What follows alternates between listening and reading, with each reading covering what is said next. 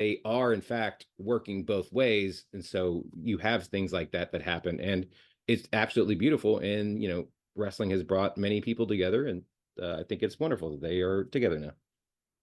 Yeah, it's interesting to see how the meta narrative became a factor in wrestling. Whereas, Hmm.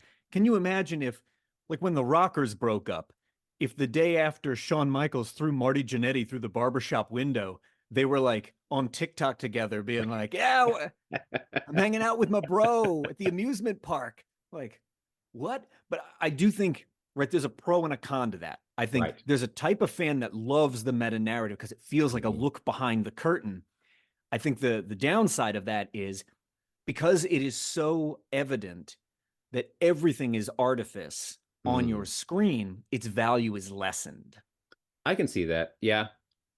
Unless, so I'm seeing this more on the social media, that there are tiny bits in the back footage of WWE now. Like, it's little things like Liv, it's usually around the Liv Morgan and the Judgment Day situation. Like, Liv had gotten out of a car one time, and then Finn Balor got on the other side of the car.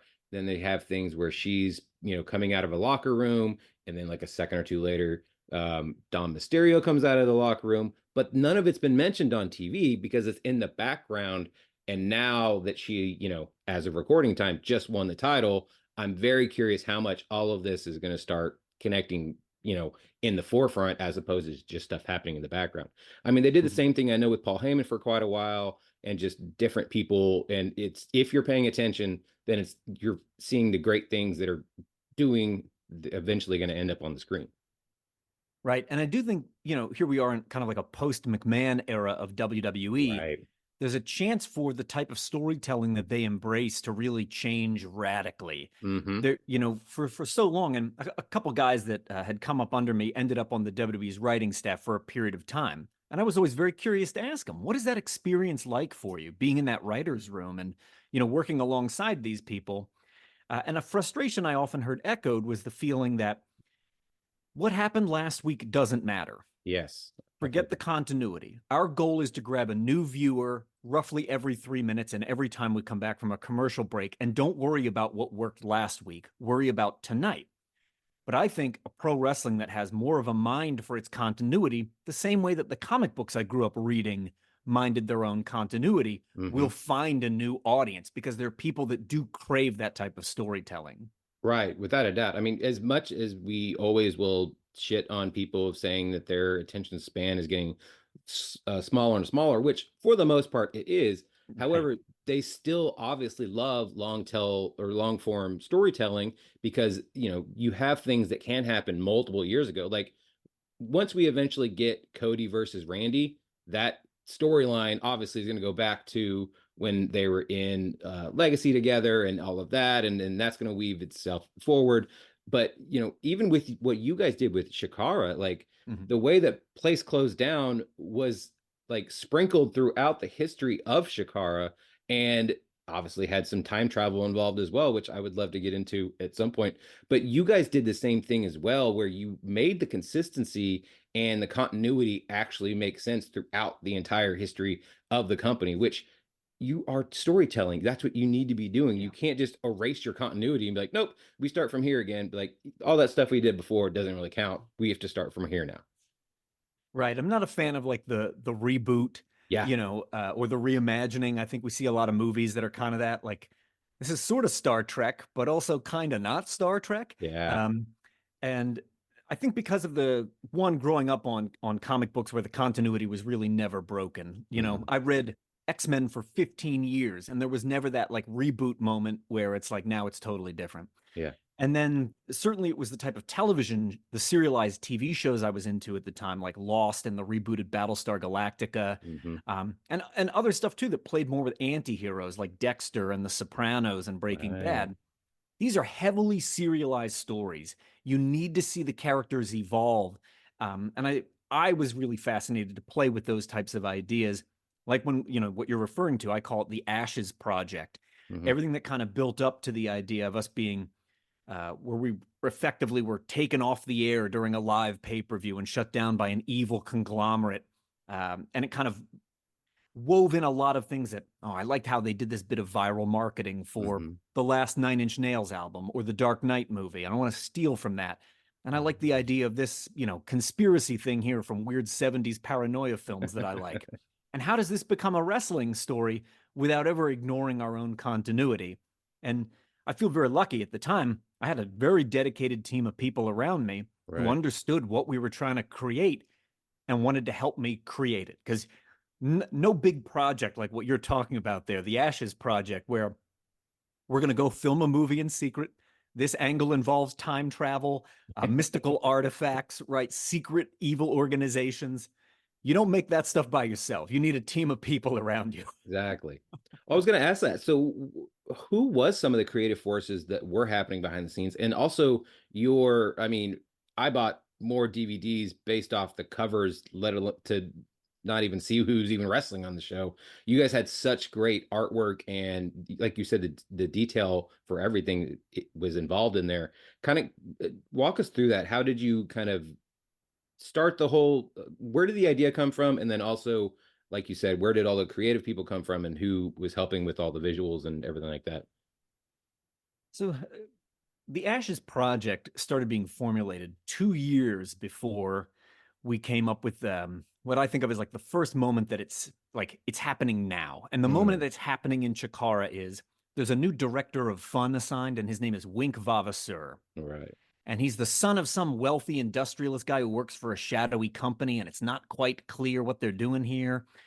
Um, we were formulating that, like I said, 2 years before it begins. Gotcha. So far in advance that Claudio Castagnoli was still a regular part of my roster and was coaching with me at the Wrestle Factory. Hmm. By the time we're actually doing it, he's been signed away to go play Cesaro for WWE. Yeah. But at the time, he's still part of the crew. Because we would drive to training, and at the time, our training facility was in the ECW arena. Oh, wow.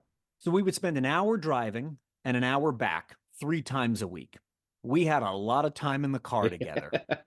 And we were into the same kinds of things. We watched Lost every week. We were into really heavily serialized fictional narratives. Even the wrestling we were watching at the time was the same. And we were able to look at it and say, let's not do this. Mm, But you know what no one is doing? No one is doing this. Um, and every step of the way with the Ashes project, very justifiably, there was always someone in the room, sometimes me, but usually someone else saying, this is crazy, and it's probably not going to work. So, the idea being that this evil company shuts Chikara down for a period mhm. of 9 to 12 months. In the meantime, we're also secretly running 8 other wrestling organizations. And Oh, then everything kind of comes back together in that third act of the Avengers moment where you finally see the 6 of them standing together in the circle and the man. Chitauri are coming through the big purple hole in the sky, and you know it's time to fight. Right. Um, and we knew we were going to lose a ton of money. We knew all of that, but we were really just very committed to let's tell a story that's never been done in wrestling again. And maybe there's a reason why no one did it before. There's a reason why it will never be attempted again. But let's just do it to the very best of our ability and go as crazy with it as possible. Hmm. And luckily, the voices in the room, whether it was Claudio and I, or whether some of my more senior guys, Hollow Wicked, Icarus, Bryce Remsburg, the referee Bryce Right. Remsburg, anybody that was kind of really tight knit, who'd been in it with me for years, everybody had their moments of doubt, like, this is the worst idea ever. We should not do this. But luckily, when those moments happened, everyone else was kind of like, no, this is why we must do it. Um, Love that. right around that time, as fate would have it, there was an editor who had worked at Marvel, DC, and Image Comics who was Oh, getting out of comics and wanted to jump into wrestling. His name is okay. Ruben Diaz. Hmm. So he had edited Justice League. He had edited Fantastic Four. He had worked with some of the top names in comic books and was jumping out to work in wrestling. And we already wore our love of comic books and superheroes on our sleeve. Oh, without a doubt. But he gave us access to a world of artists. Now, we could get literally the guy who's doing Teen Titans to do this month's DVD cover. We could That's get awesome. those types of artists to jump over and do Chikara related projects. which for me as a comic fan was very thrilling. Yeah. But he also saw things outside of like the wrestling norms, right? When you're in wrestling, sometimes it's like, well, this is how we do it in wrestling. Yeah. And when you're challenging your group to say, let's not think like that anymore. If this was a drama on ABC or HBO, or we had the freedom to do what they can do in a comic book where the budget doesn't matter, what would we do? And having Ruben in the room to be like, it's that, it's that. I felt very validated. Like, we can do this. We Yeah. can pull this off. And when I look back on it now, right, there are elements of it we didn't have the skill or the craft, the experience or the budget to realize it to its zenith. But when you consider that whole thing was made for like a ham sandwich and a Diet Coke, we did about as good a job as we could. Yes. No, I unfortunately was only able to go to one Chikara show. It was the Synergy show y'all did in Chicago with Ring of Oh, Honor. Because yes. at the time I was, I was like, oh, they're never gonna have this is the first time ever. I have to go to this show. Like, this is gonna be absolutely amazing. And it was. I was only in Chicago for 24 hours, maybe, Hmm. and just flew in, met some other fans, which was phenomenal, and then flew back out, slept in Midway for a little while, but it was good. But it was just being there. I was like, oh man, I wish that because y'all never made it down to Texas that I can That's remember. right. Yeah. So the fact that you guys were even going to Chicago, which was always a hotbed for wrestling, I was like, I Mm-hmm. have to go to this. There's no reason. There's no way I'm going to miss this. And I thought it was such a great show, and I loved everything that was happening.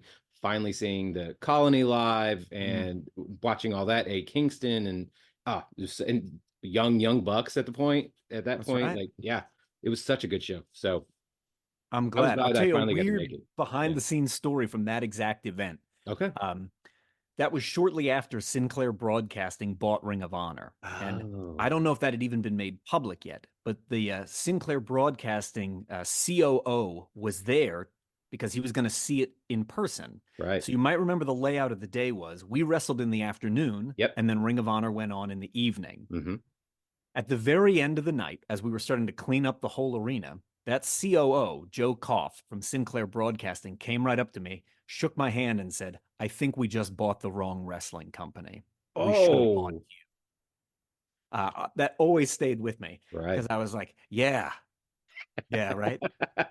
Oh, well, Maybe next time. right.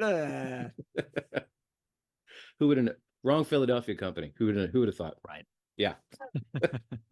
Well, let's go back to Jushin Liger because Mm, we both were super fans as kids, but you ended up wrestling him.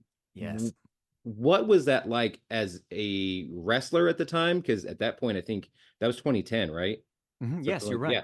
So you were like 16 years into the business, but I imagine the kid inside of you was like, "Holy shit, what is happening? How is this real? I'm actually going to be in the ring with Jushin Liger." And then kind of walk us through that day and then the match and then afterwards. Like, what was that like? Yeah. At the time of that match, I lived 5 minutes from the venue. Mm. So it was weird to think that like I could get in my car and 5 minutes from now I'm going to be at work with Jushin Liger. Um, because that had always been my career aspiration was to share the ring with him. Right. And after 16 years, it was happening. I'd had a number of kind of like marquee matches pitched to me throughout the years, and none of them had ever really come through the way they were promised. Right. And so I became very reluctant to like allow myself to get excited Mm. because I felt like I'm setting myself up for disappointment. This thing will not happen. This guy promised me this match with Taka Michinoku. It never happened. Oh. This guy promised me a match against Dr. Wagner Jr. It never happened. And yeah, I saw the posters are out. And Hmm. I know that, but I don't know, flights get canceled and True. things happen. And Food poisoning happened. Yeah, yeah. exactly, right? And I just thought, I'm not going to allow myself to get excited. Also, at that point, I had been training other wrestlers for so long, Hmm. and I have to explain to them, look, you cannot behave like a fan while you're in the locker room. That's unacceptable decorum. Right. So even if you are meeting someone you've idolized your entire life, you treat them just like a fellow professional. You treat them like a colleague. Hmm. You don't treat them like you've put them up on a pedestal. The moment that dynamic comes into the locker room, you're saying something about yourself. Mm. Don't do it. So I got there, and of course, one of the first things I was like, "Is Liger here?"